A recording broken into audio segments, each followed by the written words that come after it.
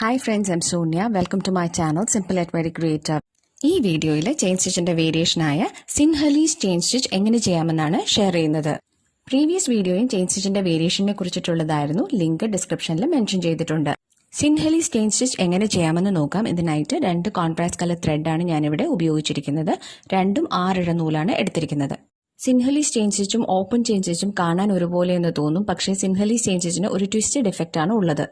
ആദ്യം 2 parallel line ഫാബ്രിക്കിൽ mark ചെയ്യുക. ഇനി വീഡിയോയിൽ കാണിച്ചിരിക്കുന്നത് പോലെ ഒരു സ്ട്രെയിറ്റ് സ്റ്റിച്ച് 2 ലൈനിലും ചെയ്യുക.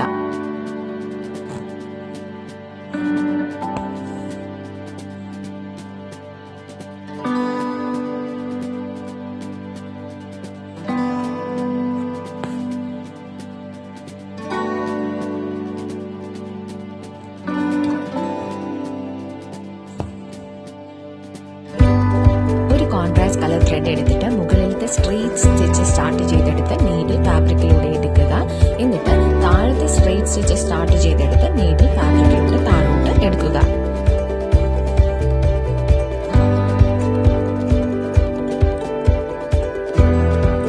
ഇനി വീഡിയോയിൽ കാണിച്ചിരിക്കുന്ന പോലെ നീഡിൽ 2 പാരലൽ സ്ട്രെയിറ്റ് സ്റ്റിച്ച് ചെയ്തതിന്റെ അകത്തു കൂടെ നീഡിൽ ഫാബ്രിക്കിലൂടെ എടുക്കുക.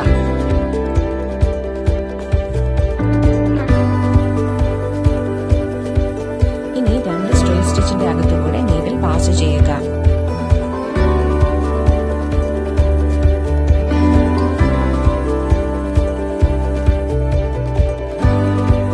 കോൺട്രാസ്റ്റ് കളർ ത്രെഡ് സ്റ്റാർട്ട് ചെയ്തെടുത്തു നിന്ന് ഡയഗണലായി നീഡിൽ ഫാബ്രിക്കിലൂടെ എടുക്കുക. ഇപ്പോൾ ഒരു ലൂപ്പ് ഫോം ആകും.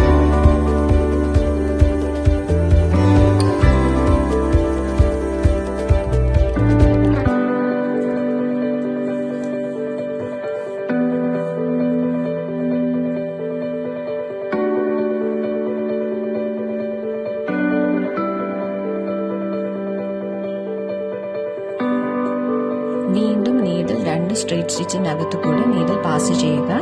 ആദ്യത്തെ ലൂപ്പിനകത്തു കൂടെ വീഡിയോയിൽ കാണിച്ചിരിക്കുന്നത് പോലെ നീഡിൽ ഡയഗണലായി ഫാബ്രിക്കിലൂടെ എടുക്കുക. ഈ പ്രോസസ് കണ്ടിന്യൂ ചെയ്യുക.